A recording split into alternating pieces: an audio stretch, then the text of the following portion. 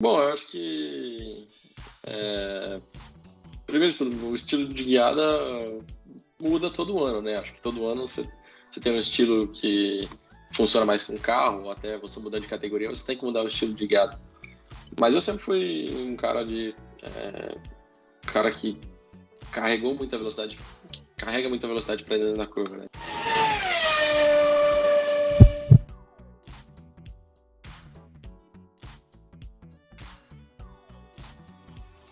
Eu queria falar contigo sobre a entrada na nova equipe, né? Você saiu da MP e foi para a UNI, Virtuose. O que você tem achado, assim, da nova equipe, as diferenças entre as duas? O que é mais gritante, assim, para você? Bom, acho que, primeiro de tudo, eu gostei muito da equipe. É uma equipe extremamente profissional. Uma equipe pequena, eles só fazem os dois carros de Fórmula 2. Isso é um ponto positivo, né? O foco está 100% na categoria de Fórmula 2. E, bom, eu acho que até agora o ano tem sido um pouco complicado para a gente, mas eu acho que a equipe é excepcional. As diferenças com a MP, que foi a minha equipe do ano passado, é basicamente experiência, né? Além da diferença de filosofia dos engenheiros, né? Eu acho que uma coisa que o piloto sente muito é como o carro se comporta. Para mim, foi uma diferença muito grande sair do carro da MP para a Virtuosa. Até não esperava uma diferença tão grande entre os dois carros, mas acho que o principal entre as duas equipes são experiência mesmo. Eu acho que o meu engenheiro do ano passado era um engenheiro novo, tinha vindo da Fórmula 3, um engenheiro extremamente bom, mas não tinha experiência ainda com o carro, com os pneus e tudo mais. E a Virtuose aí tá fazendo o mesmo campeonato já faz 10 anos, ou seja lá o que for. Então eles têm muita bagagem e sabem o que fazer na hora certa e sabem como trabalhar com o carro e com os pilotos ali. Legal, cara. E assim, essa questão de filosofia, né, entre os engenheiros, a forma como eles acertam o carro, né, fazem os ajustes, o setup do carro, acaba influenciando muito, né, em como o carro se comporta dentro da pista.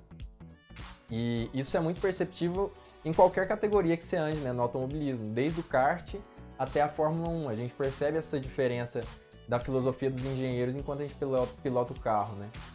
E assim, qual que foi a característica do carro que você mais sentiu assim diferença? Ele sai mais de traseira, de frente? Em qual situação assim que você sente que mais mudou, assim, que você mais sentiu o baque nesse sentido?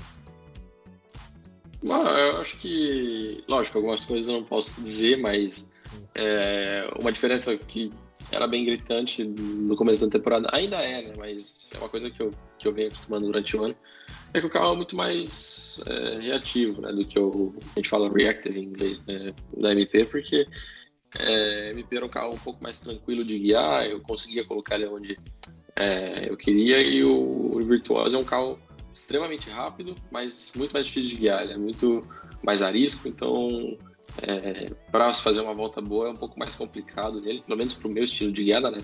Tem gente que gosta do carro assim, e, mas no fundo a gente sabe que o carro é extremamente rápido, então isso que importa e os pilotos têm que se adaptar a isso.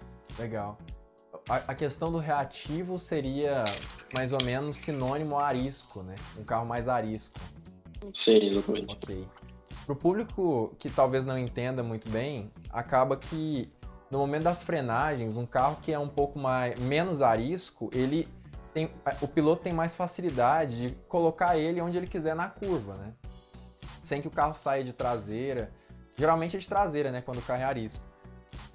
Já um carro mais arisco, muitas vezes o piloto consegue contornar mais rápido, mas ele tem um pouco mais de dificuldade de acertar todas as curvas em todos os momentos. Essa é a maior dificuldade em carros ariscos. E aí depende do estilo de pilotagem de cada piloto para conseguir se adaptar a essas condições específicas, né? Alguns pilotos gostam do carro mais arisco, outros gostam do carro um pouco menos arisco, igual o Drogovic falou, né? E eu queria saber, cara, mais ou menos, você consegue falar pra gente como que é o seu estilo de pilotagem? Como que você entra na curva, faz a tomada, acelera? Bom, eu acho que primeiro de tudo, o estilo de guiada muda todo ano, né? Acho que todo ano você tem um estilo que funciona mais com carro, ou até você mudar de categoria, você tem que mudar o estilo de guiada. Mas eu sempre fui um cara cara que carrega muita velocidade para dentro da curva, né? Seja freando cedo, tirando o pé cedo, ou mesmo freando tarde mesmo. Então, eu acho que eu sempre tive essa, entre aspas, mania de entrar muito forte em curva, até todo mundo que sabe que guia, todo mundo sabe que tem um limite, né? Que o mais importante realmente é sair forte das curvas, mas eu acho que cada um tem seu estilo de guiada e esse é o meu estilo. Então, basicamente isso. Acho que é o ponto principal, né? Mas quando você está num nível tão alto assim, você tem que realmente, você tem seu estilo que você fica confortável para guiar, mas muitas vezes você tem que esquecer isso e focar em outra coisa, meio que fazer com que o outro estilo de guiadas comece a ser seu principal, comece a ser o seu natural, né? Sim, perfeitamente. Muitas vezes a gente precisa se adaptar ao que o carro pede, né? E isso, às vezes, é uma coisa até meio complicada para muitos pilotos, né? A gente percebe até na própria Fórmula 1, né? O Daniel Ricciardo, né? Que estava muito acostumado com o carro da Renault e agora está na McLaren e está sofrendo um pouco, né? Com o novo acerto, o novo estilo de guiada ali do carro da McLaren. Então, assim, isso é muito comum.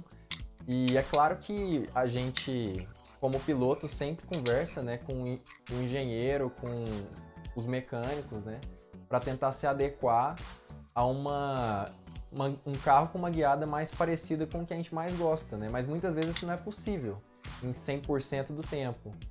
Então, às vezes é necessário mesmo que a gente engula uns sapos, né, para conseguir guiar rápido.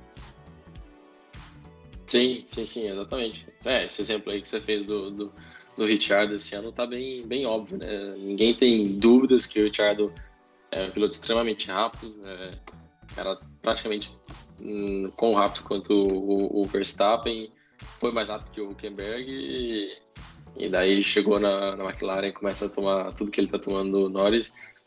Todo mundo sabe que o Norris é um piloto muito bom, mas não tem como falar que ele é tão melhor que o Ricciardo, assim. Então é bem óbvio que ele tá tendo algum problema ali e uma coisa leva a outra, né? Você não gosta do estilo de guiada do carro, daí você fala, pô, você tem que fazer uma classificação agora, e daí você tem duas opções, tentar tudo que você tem, que você já tentou várias vezes e continua errando, ou guiar, entre aspas, de um modo seguro, né? E daí você guia desse modo seguro, você não sente confiante com o carro e não é rápido. E daí vira uma bola de neve. A próxima vez também você pensa nisso de novo e é uma coisa meio complicada até você voltar a ter confiança no carro e voltar a ser rápido e tudo mais. Demora um pouquinho, sim. Sim, verdade. E sabe uma coisa que eu tava lembrando aqui? Você tava falando e eu fui pensando em outros pilotos que tiveram problemas parecidos com esse, né? E muitas vezes ele até tem confiança no carro, né? Mas ele não tem tanto mais confiança nele mesmo. Pelo menos assim, é o que eu senti até mesmo do Vettel no ano passado, ano retrasado. E eu sinto um pouco assim, às vezes o Bottas, eu sinto ele um pouco dessa forma, sabe? Parece que ele entra no safety mode e fica naquele safety mode a corrida inteira, sabe? Eu sinto isso pelo menos, não sei qual que é a sua opinião. Sim, mas é exatamente isso. O piloto, ele fica realmente com medo de errar, né? Porque ele sabe que se ele forçar um pouco mais, ele vai errar. Então, o piloto entra nesse safety mode aí e fica nessa. E você não levando o carro para o limite o tempo inteiro, você também não consegue ficar confortável. Então, vira uma bola de neve. Até você começar a ter um carro um pouco mais confortável, você começar a se acostumar com esse estilo de guiada. Isso é muito real, cara.